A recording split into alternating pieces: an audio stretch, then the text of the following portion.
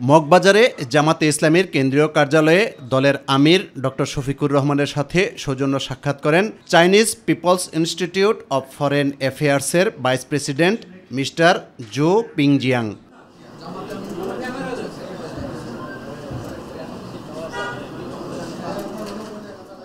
বৈঠক শেষে জো পিংজিয়াং বলেন, কূটনৈতিক সম্পর্ক জোরদার ও পারস্পরিক স্বার্থ সংশ্লিষ্ট বিষয়ে কাজ করতে আগ্রহী বন্ধুপ্রতিম দেশ চীন। China is committed to the policy of good neighborliness and friendship with all Bangladesh people.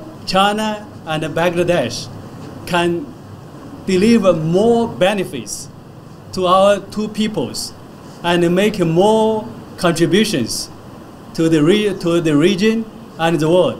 সাংবাদিকদের প্রশ্নের জবাবে জামাতে ইসলামীর সেক্রেটারি জেনারেল মিয়া মোহাম্মদ গোলাম পরোয়ার বলেন, আগামী নির্বাচনকে সামনে রেখে প্রস্তুতি নিচ্ছে দলটি। জনগণের ভোটে ক্ষমতায় গেলে শাসক নয়, সেবক হতে চায় জামাতে ইসলামী।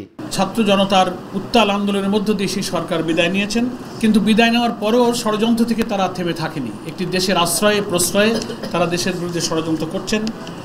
বিশ্ব পরিস্থিতি, গ্লোবাল পলিটিক্স, গ্লোবাল সিকিউরিটি, নানান কনটেক্সটে এইসব আলোচনা উঠে এসেছে। তার মধ্যে এটা আমিরে জামাত তুলে ধরেছেন যে প্রতিবেশী দেশের পক্ষ থেকে যে কোনো বিষয়ে হস্তক্ষেপ এবং ইন্টারফারেন্সটা আমাদের জন্য একটা বড় চ্যালেঞ্জ।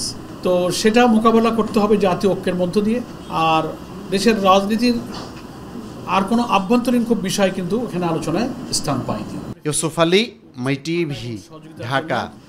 আমিরে জামাতের পক্ষ থেকে আমরা আন্তরিক ধন্যবাদ জানাচ্ছি।